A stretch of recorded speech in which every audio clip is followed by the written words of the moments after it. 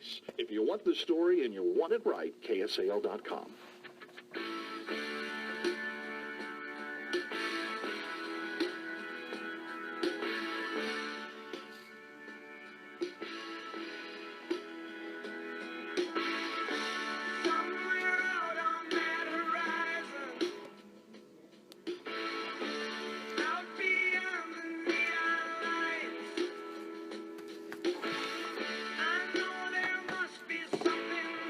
Just ideas. News Radio 1150 KSAL. Most of my big ideas for Salina have fallen upon ears that are not receptive. You've got some good ones, though. Well, let's talk about the croquet thing. Well, they're expensive. That's it, and they're meaningless. But sort of like that arch in St. Louis, it's sort of expensive and meaningless. But do you think they do without it now? Oh, everybody loves it. Everybody thinks it's a great idea. Now, did they think it was a great idea before 1966? No, they didn't. In fact, I believe there's some dead bodies that it's probably built upon. That sort of thing. You know, you have to move a couple of bricks in a town like St. Louis to get something done. Here in Salina, it's a little bit different, so that's why we go right to the city manager and say, hey, let's get this stuff done. Jason Gage. Jason, good morning. Hey, good morning. You know, in St. Louis, they're known for two things, the Arch and the Cardinals. That's it. We have more things we're known for around here. Just add them up. Well, and I was thinking, okay, you've got a croquet wicket there. Maybe we could do a croquet mallet here and have a revolving mallet or something. Sure, it's a thought. The other thought, of course, was just to go, hey, you're always right. Salina, we'll go with what you think. And we'll get big press on it that we finally have. And who cares what we call it, just as long as you call it home. That's right. Oh, how about that for a sign? I like that. Okay. Yeah. Those kinds of things.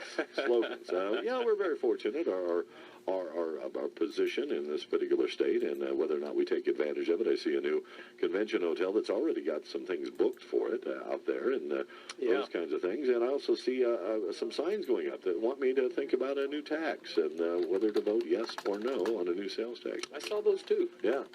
So give us an idea why I should be voting yes, but because I got a feeling you're the charge of that, right? I can't tell you to vote yes or no, but I can tell you what we're trying to do with it. And the biggest thing is streets, neighborhood streets. We're saying at least $2 million more would be to streets. That would get us up to about 3.6 from sales tax sources. And we've been saying streets. That's what we hear all the time from just about every person, really, wherever we go, and it's neighborhood streets.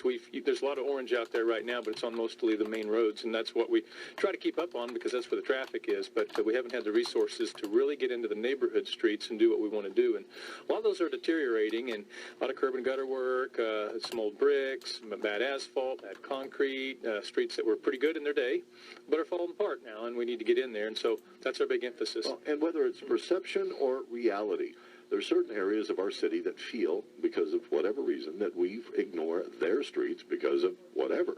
That it is not an upscale neighborhood, it's an older neighborhood, it doesn't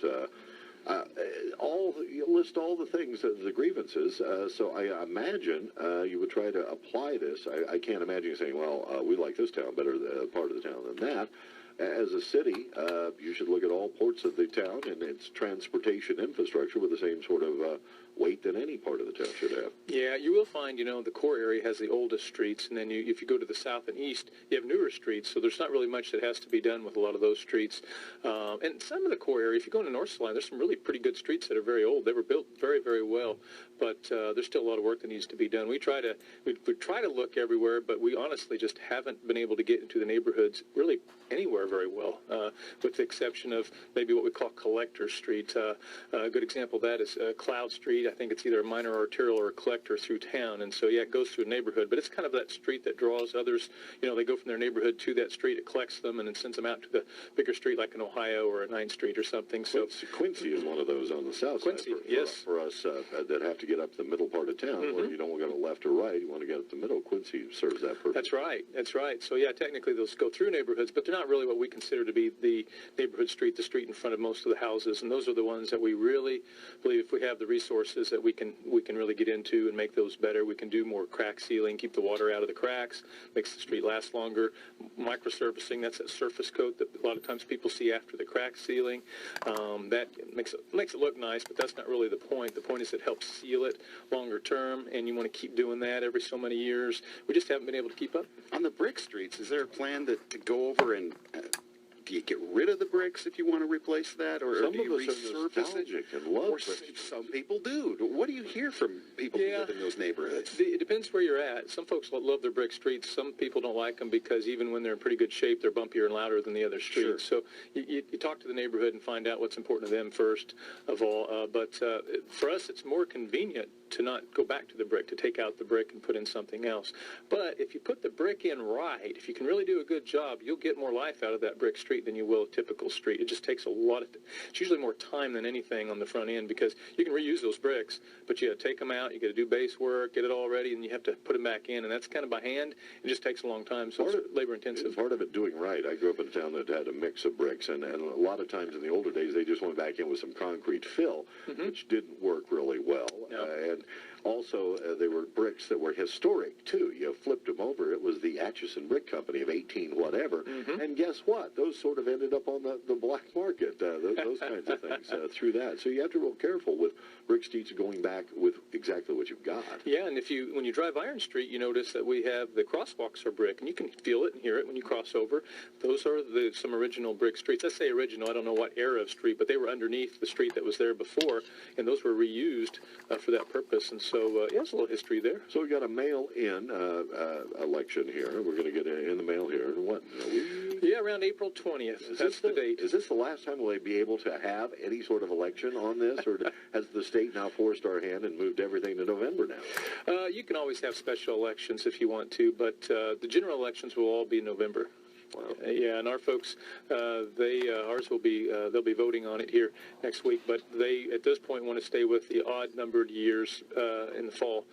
At some point, if the state government, the legislature says, no, everybody has to be in the even number, I guess that's where we'll be. But right now, you get a choice, and they want to stay in the fall. Will there be odd pressure? number. Yeah, will there be pressure to make it a partisan sort of thing? Obviously, city government's been nonpartisan, at least as far as the labels. Yeah, they abandoned it when they talked about it, and they abandoned it, which a lot of the cities said, you know, we're about governance. We're not about this power control politics junk that all it does is slow you down, cause people to get mad at each other and can't get anything done. We're about governance. We rarely, every once in a while we'll hit a political issue, but rarely do we. Usually it's about service delivery, and that's what we like to focus on. So far they've stayed away from that, and we hope that they do. But the state legislature tends to want to make everybody like them. They want to have us tax like them. Political beasts, like them. Yeah, political beasts recognize other political beasts when you're roaming the forest. So yeah, we're hoping that they don't make us any more like them, because there's not a lot of successes that can be brought out of the efforts to date. And whether they'll be there in the future, I don't know. Depends who you talk to, but I don't know. Part of the appeal of Trump is the sort of business model, the business appeal that the progressive city governments had in the 1920s, that a lot of cities did exactly what we did and went to the manager commission form of government, which is more based on sort of a business CEO and a board of directors kind of. Absolutely. It was the whole point at that time was to get rid of the politics, which was creating extra costs because of maybe hiring your relatives to do something and they weren't the best at it, or they didn't give you the best bid price or what have you, and making bad decisions that way and making it based on politics and other factors rather than quality, cost, and service delivery. And so our model is to do it that way. And so when we talk about the sales tax, we're talking about streets. We know what the need is, and we know what we need to do. It's just a matter of having the resources to get out there and do more. Yeah. Salina, in cyberspace, you guys got a new look website. What kind of feedback are you getting on the website? You know, I haven't heard. From internally, it's been very positive. I really like it. I think Rachel Hind has done a good job for us, working with our website provider, putting that together. She's our community engagement coordinator, and it's a nice look. It's easier. Now, for me, I was so used to the old one. I'm still finding my way around. It's like going back to a grocery store rearranged. But I love how you can get to the information. It is much easier to use, has a real fresh look to it. So I haven't heard anything negative. It's been pretty positive. So governments tend to want to weight down their websites with absolutely everything, which tends to be almost too much information and too much stuff. And the commercial model is a little more friendly to the user, I suppose. So. Yeah, and you put too much in, it's hard to keep it up. Yeah. And it has fresh look icons. I mean, it's easy to get around, and it makes a lot of sense to the eye. So hats off to Rachel. Good job over there. Thank you. I'll pass that on. She Please might even do. be listening right Okay, now. hi, Rachel. Yeah. Who isn't? Yeah, and just a couple of minutes left. Well, well, we can scare them off. I'm sure there's that sort of thing. Economic development, the new committee, and still looking for the director or getting that rolling. They are. They're in the process of recruiting a director right now. The ad's out, and interest is coming in, and they haven't gotten to the point of making an offer or anything yet, but they're in the process of reviewing, and we're excited about that. We really hope and think that'll help us to get to the next level and be at the highest level of being strategic to try to grow our economy the way we want to. And it's all about what we call quality and premier jobs, and that means higher wages and better benefits. And that's what we want to try to find and attract. And quite honestly, when you think of the brain drain around us, we have a lot of colleges around us. You have K-State just down the road, and we have the small version. We have Polytechnic in town, and we have multiple colleges in town. But from a large college perspective, you have a Division I university just an hour away. Manhattan's not large enough to keep all that talent and that knowledge, and so you have brain drain in those college towns, and even in Wichita, Hayes, in our own town. And it's a matter of trying to say, okay, what semi-technical areas are those folks going into, or that they're capable of going into? Because each year you have graduates that could be part of our labor force, and changes make us a little more lighter blue collar, and that means higher wages and benefits. Between K-State and here also Fort Riley, which is downsizing again, and even those that come out of the military consider where they are at that particular time. If there's somewhere within a stone's throw that they could stay and actually get into the private sector, what a great relationship we could. And we've built some relationships with Fort Riley too. So that's we have a very positive relationship with Fort Riley, and would certainly want to continue that. Then they have to live somewhere. Fair housing seminar coming up. Yeah. April 22nd, I believe. Yeah, our community relations folks are working hard for getting ready for that, and fair housing is important. A lot of people, and we have a lot of renters, and most communities do, and they don't understand their rights, and most of the time the environment's very positive, very good, a good landlord, a good place to live, good terms, but ever so often it isn't so good, and there's certain protected class areas, and they may not be aware of those, and it's about understanding your rights if you rent, and quite honestly, it's about educating the landlord, the owner as well, because sometimes we're great people.